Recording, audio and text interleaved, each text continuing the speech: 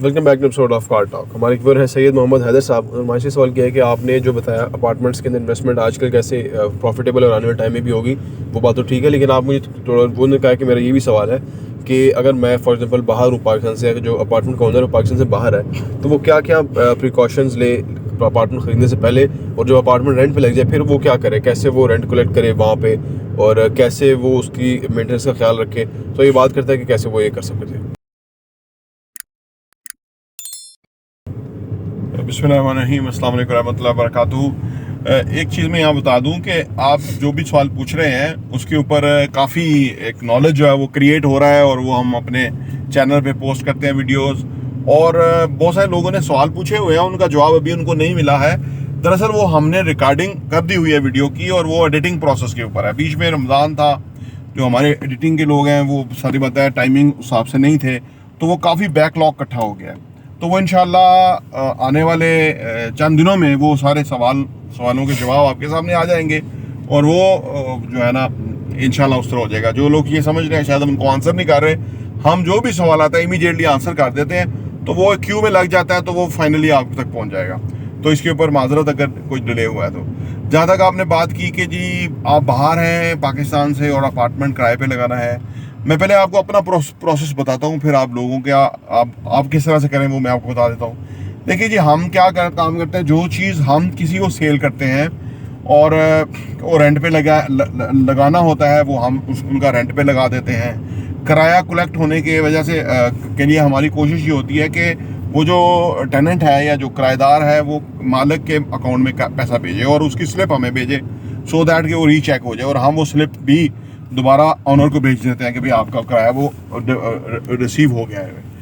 अच्छा, इसमें आप कहेंगे कि यार आपको इसमें क्या बचता है। देखिए, सारा कुछ बचत के लिए नहीं होता, कुछ काम सर्विस भी होती है जिसके अंदर कस्टमर की लॉयल्टी हमारे साथ बनती है। तो ये जो सारी सर्विस होती है ये हम सिर्फ उस बेस पे या इस सीमा पे कर रहे होते हैं कि कस्टमर को सेटिस्फेक्शन होनी चाहिए, क्योंकि जब किराए पे ना मामला इतने कुछ स्मूथ नहीं होते ना, क्योंकि हमारे यहाँ ना एक तो कल्चर है, कल्चरली हम लोग ऐसे हैं कि हम आखिरी तारीख का इंतज़ार करते हुए किराया पे करते हैं, ठीक है ना।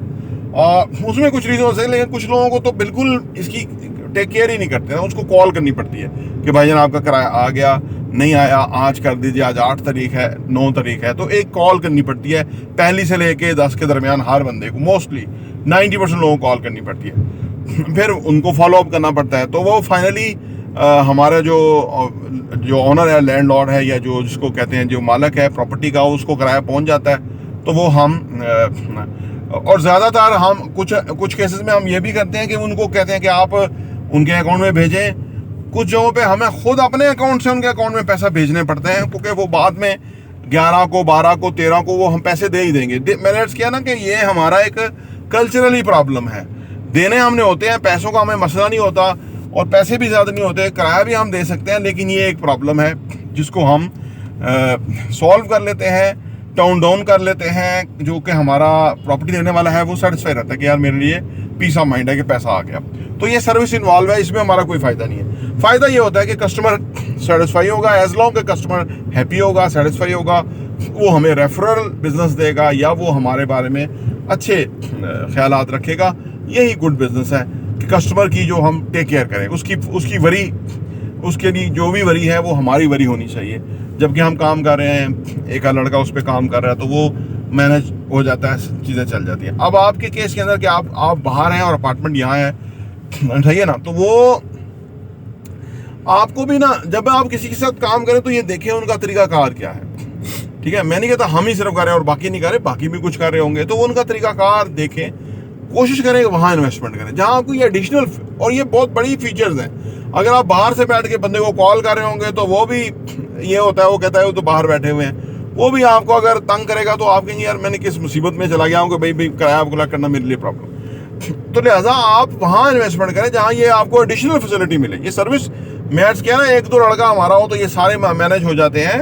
वो मोटरसाइकिल पे जाएगा, फ़ोन करेगा, बुलाएगा, जो भी है, तो वो इतना तो करना चाहिए ना कि आप मुख्तलिफ प्रोजेक्ट बना रहे हैं और आपका जो है ना पीछे आप इसमें पर थोड़ा खर्च करना चाहिए आपको। जैसे कि उसमें हम, जैसे अपार्टमेंट है हमारा, अगर फर्ज करने किसी का 44 कराया है तो 2000 रुपये मेंटेनेंस चार्जेस होते हैं, और वो मेंटेनेंस हम 3,000 लगे फी यूनिट, तो वो हम 2,000 अपने तरफ से डाल के वो लगाते जरूर इसलिए कि वो हमारी हमारा एक काविश है, कोशिश है, हमने वो बनाई है और उसको मेंटेन रखेंगे, अच्छा रखेंगे तो किराएदार भी खुश है, मालिक भी खुश है, हमारी भी नेक नामी है कि वो चीज़। तो लोग इस पर केयर नहीं करते। अगेन पाकिस्तानी मेंटेलिटी है कि वो केयर नहीं करते, सही है। तो ये मैं समझता हूँ कि ये जो मेंटेलिटी है ये वक्त के साथ साथ ही बदलेगी।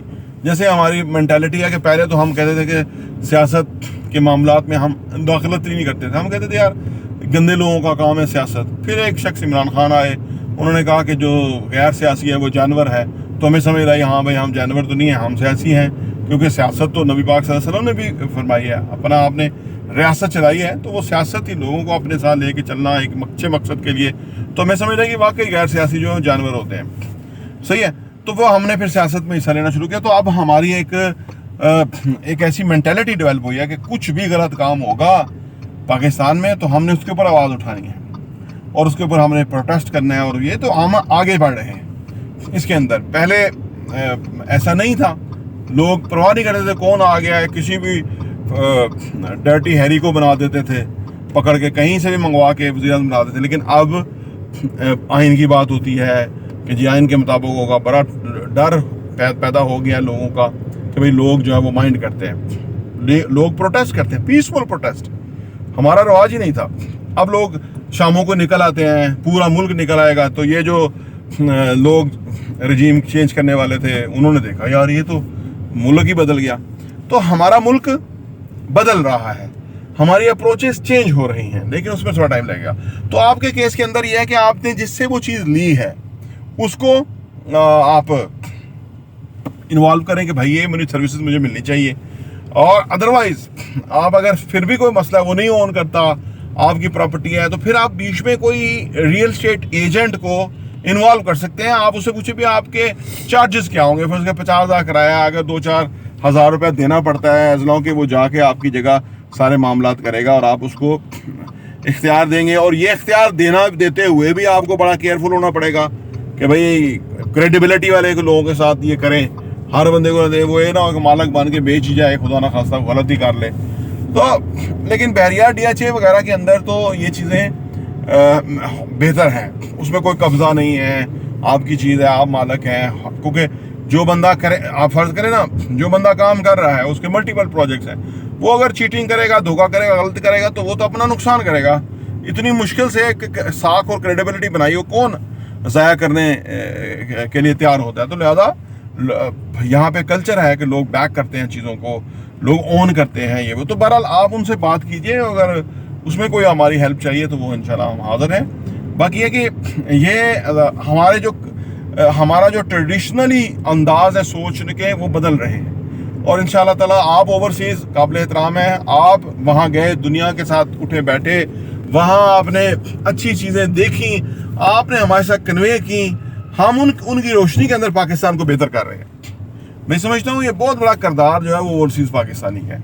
अब इमरान खान साहब कहते हैं कि मैं खुद भी ओवरसीज़ रहा हूँ, तो लिहाजा उन्होंने जाके उधर माशरे में देखा कि यार उनमें क्या बेहतरी और हमें क्या बुराई। तो समझ आई कि हमारे ये जो बादशाहत की सोच वाले लोग थे कि जिसको इक़्तिदार मिल गया वो कुत्ते की तरह बैठ गया इक़्तिदार के ऊपर, उसने कहा कि अब मैं दुम हिलाता रहूँगा और मुझे कोई उठा नहीं सकता, उतार नहीं सकता। यही मसला हुआ। तो वो कुत्ते की दुम बेसिकली टेरी की टेरी है, तो वो होगी इंशाल्लाह सही। मैं बड़ा उम्मीद करता हूँ इंशाल्लाह पाकिस्तान बदलेगा, पाकिस्तान तरक्की करेगा।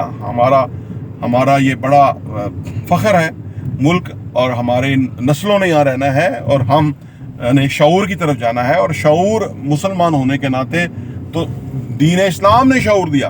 अनफॉर्चुनेटली बरूपिये आ गए बीच में, मौलवी, जिन्होंने ये नहीं समझा। लेकिन हम बदल रहे हैं, लग रहा है कि हम स्लो बदल रहे हैं लेकिन हम बहुत तेज़ बदल रहे हैं। ये मैं अपने उससे समझता हूँ कि कितनी तेज़ हम बदल रहे हैं। ये एक टाइम के बाद लोगों को अंदाज़ा होगा कि हम यहाँ तक बदल गए हैं। तो बहरहाल आपकी इस मामले में कोई और हेल्प होगी तो हम हाज़िर हैं। प्रॉपर्टी NTV देखने का बहुत बहुत शुक्रिया।